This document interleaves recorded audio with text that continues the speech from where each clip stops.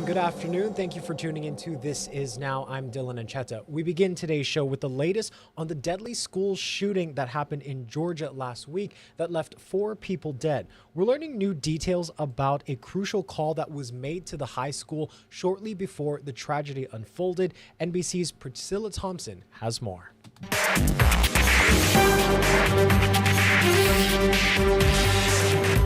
This morning, chilling new details about the day a 14-year-old gunman opened fire at his Georgia high school. NBC News has learned from the shooter's aunt that a half hour before the deadly shooting, the gunman's mother called Appalachia High School to warn them about her son. In messages obtained by the Washington Post, Marcy Gray texted her sister about the call. I told them it was an extreme emergency and for them to go immediately and find my son to check on him. Staff at the high school took action, the Post reports, but not in time to stop the shooting that killed 4 people. The accused shooter seen in court for the first time Friday in shackles. You're charged with 4 counts of felony murder. His father, Colin Gray, also facing charges of involuntary manslaughter and second-degree murder. Both pleading not guilty. Do you have weapons in the house? I do. Are they accessible to him? They are. I mean, there's nothing loaded, but they are down. Newly obtained audio from a 2023 interview with investigators revealing the father's reaction to allegations that his son made shooting threats online last year. I'm telling you right now, we talk about it quite a bit. Okay. All the school shootings, things that happen. Yeah, Hey, are you getting picked on at school? He is. He's getting picked on at school, and is everything okay? That's why I keep going up there. 2 law enforcement sources familiar with the investigation tell NBC News the shooter received an AR-15 style rifle from his father after that 2023 interview. This morning, the small town of Winder coming together to honor the lives lost. He was taken too soon from us. We are so devastated. Sticking with news across the nation, more than a dozen school districts across southeastern Kentucky have canceled classes and some businesses are closed as the manhunt continues for a suspect who opened fire on an interstate highway Saturday. As Christian Benavides reports, we're learning more about the moments right before the shooting. We use helicopters, we use drones. Kentucky State Police are leading the manhunt, now in its 3rd day in this remote area along Interstate 75 in Laurel County. They're looking for 32-year-old Joseph Couch, suspected of randomly shooting at cars along the highway Saturday evening. 5 people were wounded and are expected to survive. This guy is extremely dangerous. The mayor of London, Kentucky, said an anonymous donor has offered up $10,000 for information leading to Couch's capture and arrest. Maybe he has reached out to somebody that's a friend and they're just not saying anything. But maybe the $10,000 will get them to want to start speaking. CBS News obtained an arrest warrant that reveals Couch did communicate with a woman prior to the shooting, sending her a text around 5:03 p.m. Saturday that read in part, "I'm going to kill a lot of people, well, try at least," and another message saying, "I'll kill myself afterwards." The woman then notified police. A detective put an emergency cell site tracker on Couch's cell phone. The first location was received after the shooting, putting the phone about 1.5 miles from the scene of the crime. The area is on alert. Coffee shop owner Courtney Massey chose to keep her business open. The first people I thought of were the first responders who are out and, needing a place to come to, for warmth or food or something to drink. Residents are cautious. It's taken this long, so obviously he knows what he's doing, which makes it that much more scarier. Authorities say they won't quit until they have their man. Christian Benavides, CBS News, London, Kentucky.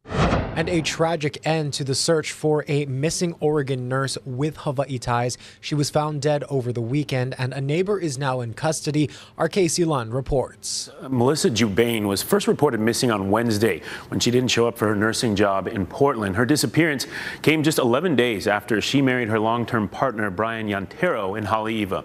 After an extensive investigation, Beaverton police arrested Jubain's neighbor, 27-year-old Bryce Jonathan Shubert, in connection with her death.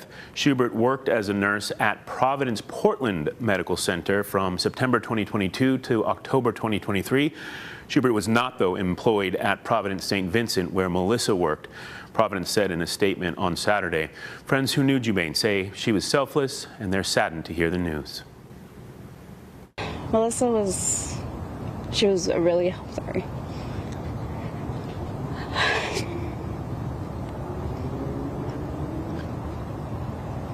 She was a very helpful person. She loved helping people. She had a really big heart. No matter the situation or what it was, she was always willing to help people. She loved her family, she loved her friends, she loved her dog. It's just, I just can't describe it. With very limited information, we can't just sit and do nothing. I think both of us want to put our part in, so we know we're doing everything we can to help Melissa and her family. As a memorial starts to grow, many questions still remain as to what led to the death of the young nurse, who co-workers say served her community day in and day out. 27-year-old Bryce Jonathan Shubert again was arrested Friday. We'll keep you updated as we learn more. 49-year-old Micah Araneta is now charged with attempted murder in the second degree and for the possession of a firearm. He's accused of shooting another man early Friday morning near Maui Beach Park. Police say the 41-year-old victim was in a tent when Araneta approached and shot him several times. At last check, he was hospitalized in serious condition. The two were believed to have known each other. Araneta's bail is set at $2 million. A man is dead after an early morning crash in Waipahu. HPD says around 3:45 a.m. on Saturday, a car speeding on Leokane Street lost control and hit a wooden utility pole. The passenger in the car was a 20-year-old man, and he was taken to the hospital and later died from his injuries. The driver, also 20, sustained minor injuries and was arrested for driving under the influence and negligent homicide. HPD says while speed and alcohol appeared to be factors in the crash, it's unclear if drugs were involved. The investigation is ongoing. And over on Hawaii Island, we're getting our first look at the car that crashed into the living room of a Hilo home in an incident that landed a 7-year-old boy in the hospital. The crash happened Thursday night on Kaumana Drive. Police say the driver, 71-year-old Wayne Okutsu, was leaving the residence when he unintentionally drove through and hit the child. We're told the boy suffered substantial injuries and was last listed in stable condition. Okutsu was arrested for first-degree negligent injury. And over on the Valley Isle, Maui police have identified 64-year-old Irene Caulfield as the victim who died in a hit-and-run along South Kihei Road Thursday night. Police arrested 61-year-old Keith Tanitomi in connection with the incident on Saturday. He's accused of hopping a curb while exiting a parking lot, striking the woman who was on the sidewalk, and then fleeing the scene. He faces multiple charges, including negligent homicide and reckless driving. New at noon, Harvey Weinstein had heart surgery Monday, hours after being rushed to the hospital. That's according to Weinstein's spokesperson, who also said the disgraced former movie producer has various health problems that need constant attention. Weinstein is scheduled to appear in court Thursday, where a New York grand jury will consider whether to hand down an additional indictment against him for sex charges. The hearing could be delayed if Weinstein is ordered to a doctor to stay hospitalized. Weinstein, who is 72, was convicted in 2020 of first-degree criminal sexual act and third-degree rape. He was sentenced to 23 years in prison, but his conviction was overturned on appeal in April. He remains in prison in New York while he appeals a separate 2022 conviction in Los Angeles, where he was found guilty on 3 sexual assault charges.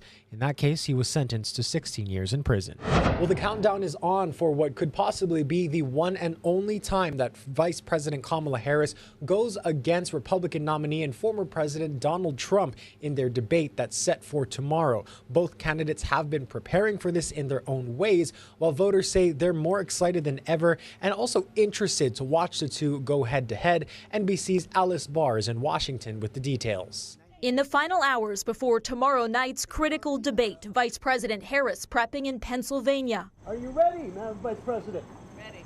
Former President Trump at Mar-a-Lago as new polling demonstrates just how much is on the line. A New York Times Siena College poll of likely voters finding Mr. Trump ahead of Ms. Harris 48% to 47% within the poll's margin of error, with 28% of those surveyed saying they need to learn more about Vice President Harris. Even some of her supporters looking for answers on the debate stage. I hope to learn a lot of good things about her and what her plans are to help us this next few years. Trump backers with this advice. Don't call her names, just stick to the issues. The former president on the attack over the weekend. We're run by stupid people. Stupid people. And we found that out at the debate with Joe. How did that work out? And we're going to find it out again on Tuesday night. And on social media, renewing threats of prosecution against anyone he deems to have cheated in the election. In a new radio interview, the vice president sharing her mindset for the rivals' first ever face-off. There's no floor for him in terms of how low he will go. And we should be prepared for that. We should be prepared for the fact that he is not burdened by telling the truth. Her campaign releasing a new ad with former Trump administration officials criticizing their old boss as a threat to democracy as he prepares on policy, with polls showing more voters trust him on the all-important issue of the economy. One challenge for Vice President Harris will be how she looks to set herself apart from President Biden, particularly on the economy. And in that New York Times Siena College poll, a far larger percentage of those surveyed said that former President Trump represented the change candidate over Vice President Harris. In Washington, Alice Barr, NBC News. Out in West Oahu, some residents say trying to get to one beach park in their community is becoming increasingly hazardous. Our Eddie Dowd explains why. If you want to get to Barbers Point Beach Park, there's only one road in, and it's this street lined with cargo containers. The narrow roadway was something we experienced ourselves as we drove down Olai Street. I'm driving right in the middle of the road. Some residents say it's not just the lack of shoulder space that's hazardous, but also loading activity that often takes place when the sun goes down. On the street, they're loading cars into the container on the street. I don't think that's illegal. Michael Shiroma says he has no idea who is behind the operation, but says activity has only increased in the last couple months. On August 18th, he says it reached a tipping point. A forklift pulled out from behind a container and I hit it. My concern is somebody gonna get killed. Somebody gonna get killed. Shiroma says he called the cops that day and police seemed aware of the situation. They say, we know about it. And they gave you this police report? Yes. And then what? Nothing. Nothing. HNN reached out to HPD about the concerns and is waiting to hear back. Meanwhile, others are taking notice. Big trucks of the containers block the way sometimes. At nighttime it's usually hard because then there's not much lights around here, so it's kind of difficult to see the other cars. It's unclear who's behind the operation, and Shiroma says that's one of the issues. Why is it at night in the cover of darkness? Isn't that's the biggest question. You hiding something? The State Department of Transportation says Olai Street is not under its jurisdiction. We also asked the city that question and are waiting to hear back. Why on the street? The street is for cars. Eddie Dowd, Hawaii News Now. Turning now to news out of Hollywood. One of Hollywood's most prolific actors has died. James Earl Jones was 93 years old. His stage and film career spanned more than 6 decades. Danya Backus has a look back at his life. I am your father. With those 4 words, James Earl Jones made pop culture history as the voice of Darth Vader in the Star Wars series. The sun will set on my time here and will rise with you as the new king. New generations became familiar with his deep voice through his role as Mufasa in The Lion King. Oh, there's more to being king than getting your way all the time. Jones was born in Mississippi in 1931 and says as a child he stuttered so badly he didn't speak for years. Can't wait. Poetry and later acting helped break his silence. Are you the Black Hope? Well, I'm black and I'm hoping. Jones starred in The Great White Hope on stage and film, earning critical acclaim. The role landed him a Tony, a Golden Globe, and an Oscar nomination. People will come, Ray. Jones went on to star in many movie and TV roles, winning several Emmys, a Grammy for Best Spoken Word, and an Honorary Academy Award in 2011. They'll arrive at your door as innocent as children, longing for the past. Acting was in his blood. His father, Robert Earl Jones, was one of the first prominent black actors in film. Jones was married to actress Cecilia Hart for more than 30 years until she died from ovarian cancer in 2016. Jones kept acting into his 80s. Let me guess. You like Star Wars. Working on the stage, TV, and big screen, always with his commanding presence. You were not summoned here to grovel. And that distinctive voice. There is no Death Star. Danya Backus, CBS News. What an incredible life of work. Let's take you live outside now to Phoenix, Arizona, where it is a sweltering 107 degrees. Thankfully, it is nowhere near that hot here in Honolulu, Hawaii, although sometimes it sure feels like it. Stay with us after this short break. We're going to have more news and a look at your local forecast.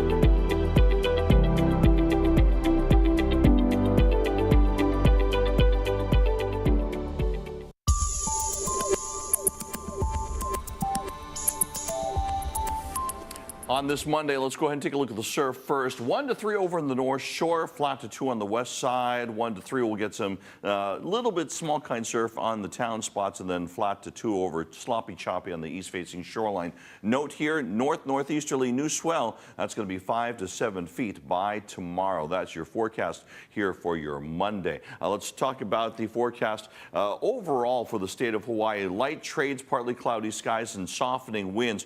Kauai will get some rainfall. We'll talk about Kauai in a few moments. Let's talk a little about your 7-day forecast. Monday, Tuesday, Wednesday. This is for Oahu all the way down to Hawaii Island. We'll see light winds. It's going to be clear in the overnight hours, in the early mornings, and in the afternoons and going into the evenings, it's going to be hot and muggy. So just kind of a heads up. And there's going to be probably no winds. Look at that.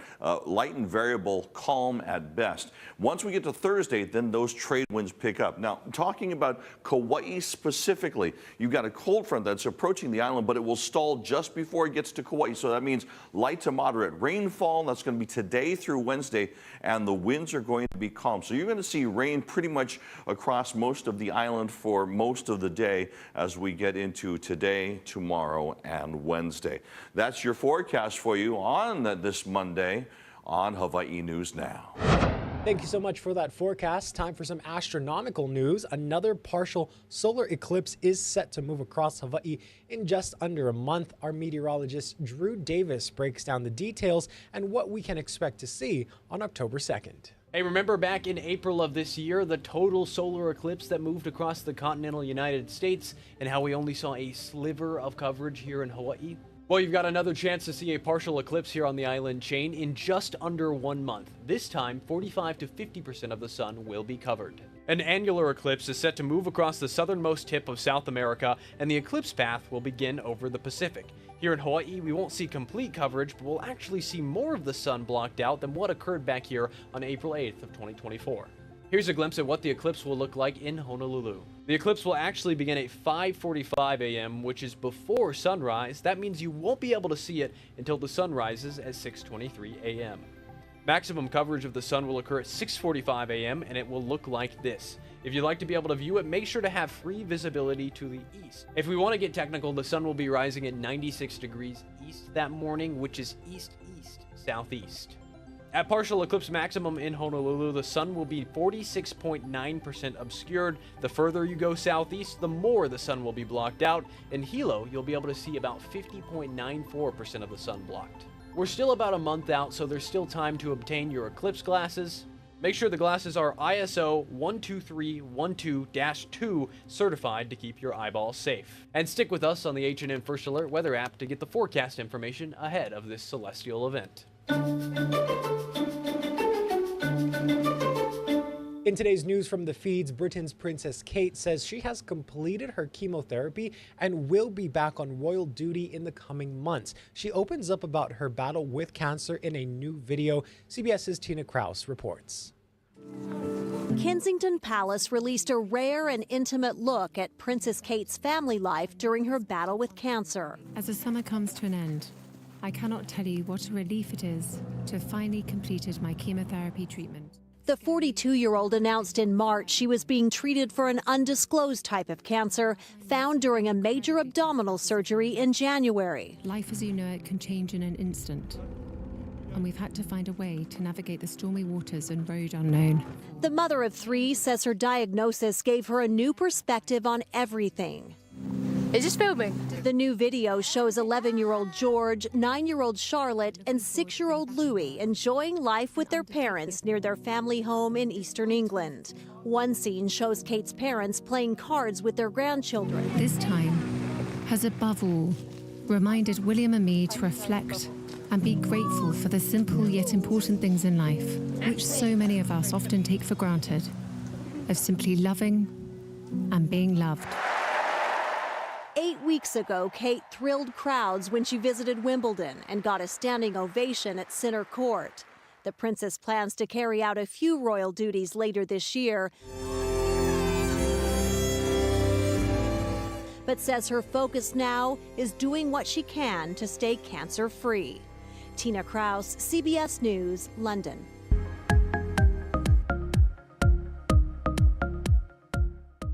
And in today's good news now, Americans bought nearly 50 million vinyl records last year.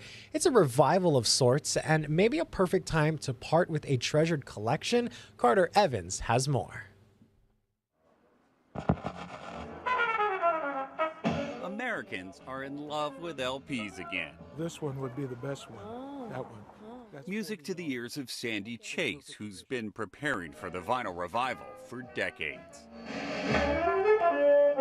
You can get an idea of what we've been doing with our lives the last 50, 60 years. Right. This is kind of an archive of your life. He started collecting records at the age of 12. 10 years later, he had 10,000 and went into business. Actually, I didn't intend to open the store to make money. You wanted people to come in and sell you records. I bought more than I sold. Considered the go-to guy for jazz and classical, famous singers flocked to his store on LA's trendy Melrose Avenue. Frank Sinatra was a customer. He ordered records. Michael Jackson said, "This is my favorite record store." Herb Alpert, everybody at some point did business with us. What about the rappers? Biggie Smalls, Warren G, PM Dawn, Pete Rock. They bought jazz, they bought spoken word. Every room in the building is now floor-to-ceiling records, at least 500,000. Let them know what you're looking for. The Steve Miller Band. Okay.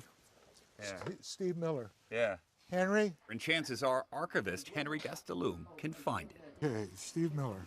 I thought for a moment I got one that you didn't have, but nope, you got a few. Abracadabra. With no labels on the shelves, it'll be a steep learning curve for the next owner. Chase is ready to retire and is asking $5 million for the storefront. Does Henry come with the store? Yeah, you can have Henry. I'll throw Henry in there. Yeah, sure. What happens when someone actually does buy it? What are you going to do? I'm going to Morocco and live with my beautiful wife. That's it, you're done, huh? Yeah, I'm done. No dramatic mic drop, just a change of tune. Carter Evans, CBS News, Hollywood. Well, he sure knows what he's doing. As you heard, he's heading straight to Morocco to live with his wife there. An incredible chapter in that. Now that vinyl is making a comeback, it's always fun to listen to those records. Good old-fashioned music with the actual physical records. We love it. Let's take you live outside one more time to Phoenix, Arizona, where it is sweltering 107 degrees. I thank you so much for watching today's episode of This Is Now. Aloha.